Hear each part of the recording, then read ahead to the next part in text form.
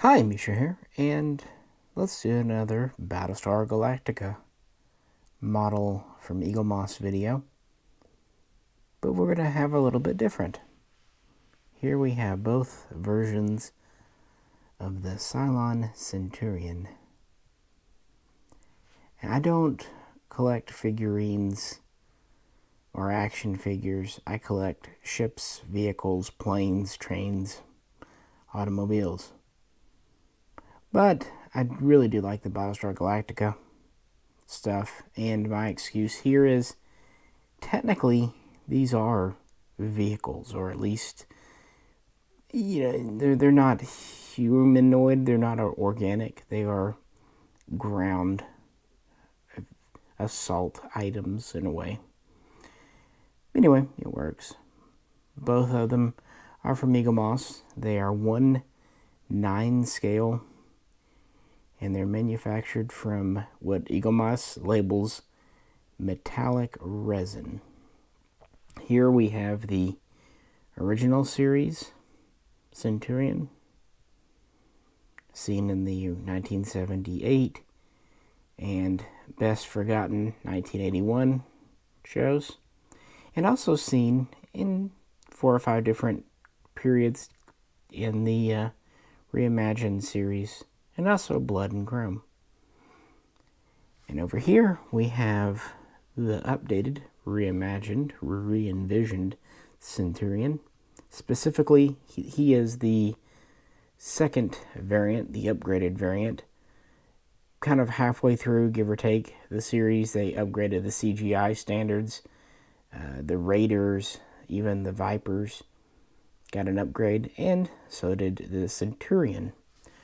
Originally, these were dudes in costumes, but for the new series, 100% CGI.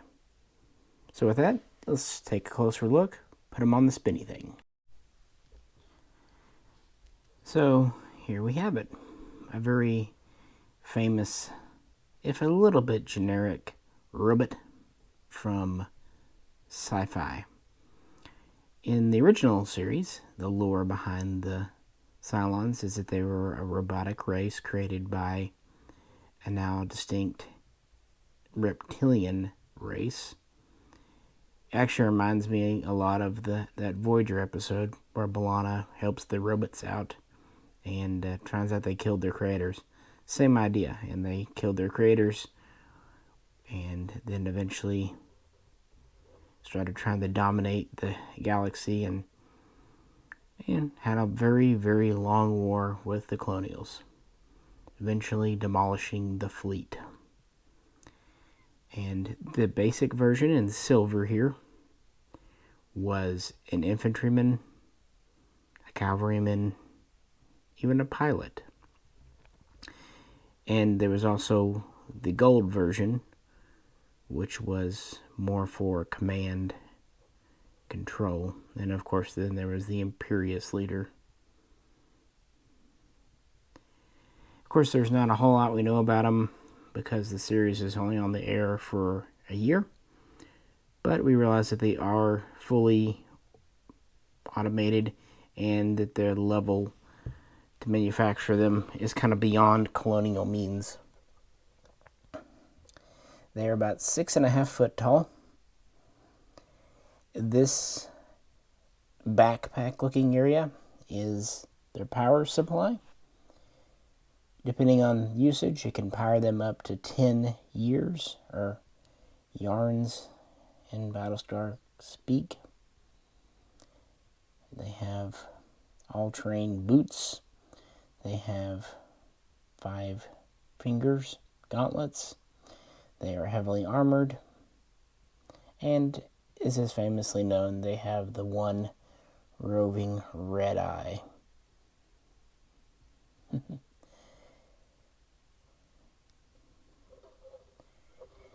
And our guy here shows their standard armament. They carry a sword, which seems pretty anachronistic for a robot in space, but it's kind of cool in a way. For one thing, you could just say it's a heritage from their forebears. But also, think about it. On board a spacecraft, and in perhaps some atmospheres, energy weapons or projectile weapons may not be ideal. There might be a time for a blade weapon, plus there's ceremony involved. Much with their skirt here, or half cape. One might say it offers some protection, but it's there to kind of give the whole Roman Centurion look or vibe.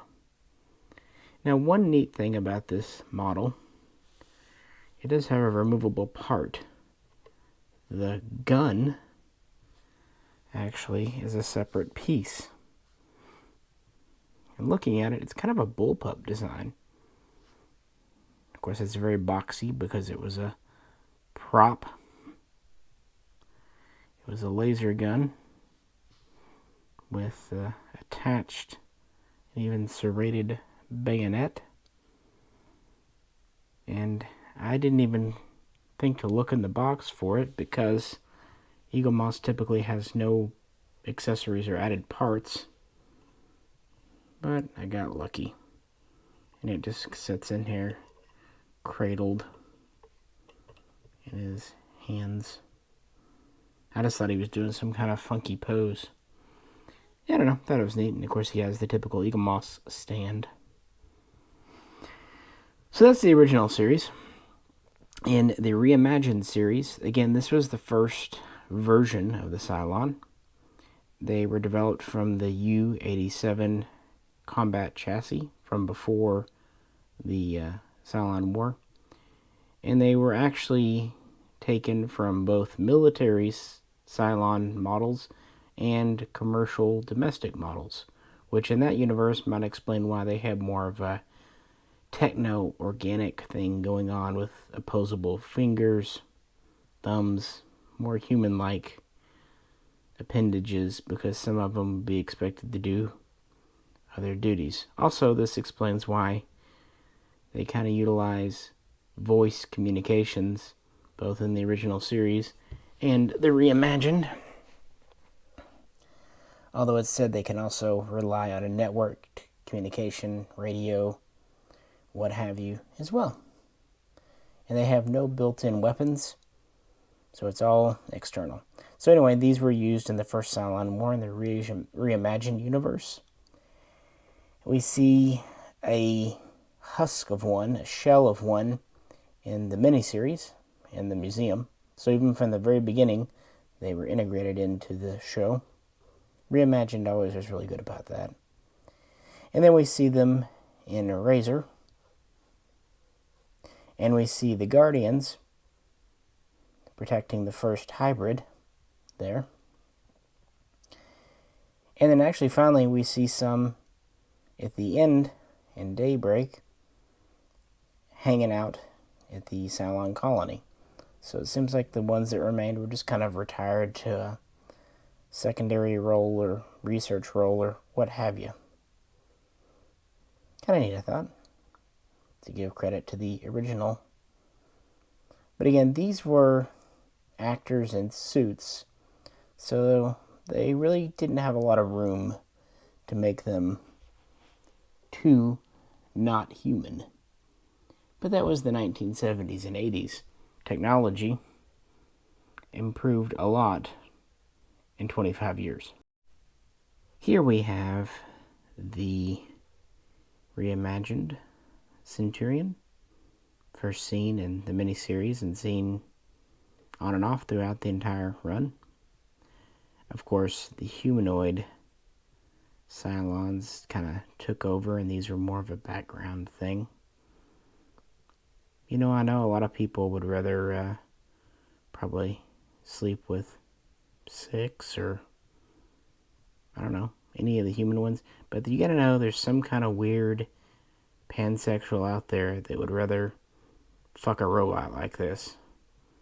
Just saying. You know what is out there somewhere.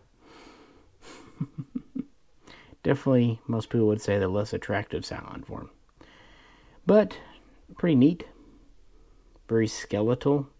Kind of reminds me of if someone took the original Cylon and then merged it with a skeleton robot from Terminator. Kind of has that skeletal joints. It's a little taller at 7 foot versus 6.5. And these are to scale. The model here is about 8.1 inches tall, whereas our man over here is about 7.7. He also has a little bit of a thicker base, so when you put them side by side, it may not quite look that way. Now, this one doesn't come with any kind of gun. Neither are articulated. And this, like I said, is the second version. The first version had 4 fingers and kind of a different sculpt to the face, slightly different armor, and a little bit different shape in the hip area. And then the second version, when they improved the CGI, they went to more of a human-like hand, more detailing all over, especially in the face area and the shoulders area. Now, this model in universe was not created until after the Cylon War. And it's said to be sleeker, more agile than the original. It's not as fast as a human, but it is strong. It should be said that with the original model, they were fully self-aware. But this model, developed after the humanoids came around, it's fully self-aware, but it had essentially an inhibitor chip inside, which always struck me as a little funny in the series, that the first thing that robots who have been fighting against their creators that they envisioned enslaving them would do would be to enslave themselves. But anyway, made for interesting storytelling. And again, these were kind of the foot soldiers. They could be pilots, although by this point, most Cylon stuff would kind of pilot itself. But they were also seen to be used for like construction and demolition and cleanup. And as is famously reported, they were even seen being gardeners. And they were well suited because, unlike the original Cylons, they had internal guns. They had a 3-barrel machine gun located in each arm, really in each hand. And while this one has more of the humanoid hand, the original version actually had talons. Essentially, they were Edward Scissorhands. They could come up either for fighting or for more industrial purposes. So they basically integrated what the original had externally. You know, he's got the sword and the bayonet and the laser gun. This one has 2 kinetic weapons and a total of 6 blades on board. 8 blades on board. At least the first version. And you don't ever hear these talking. They obviously can understand what's spoken, but they communicate with internal networking. And these were always CGI in the show. They never had a physical model or actor in here. You had to get a very thin guy to fit anyway. But they basically do, they use a cardboard cutout to frame the shot up, and then they take the cardboard cutout away when they were recording. And go about it that way. That's kind of interesting that we live in a world where there are things that are never physically made. But to be fair, that was the same for the Galactica ships. They were never actually made. They were all CGI. So these appeared throughout the entire series as well. And at the end of Daybreak, they flew off with the last remaining base ship, probably to return in about 100,000 years to fuck us all up.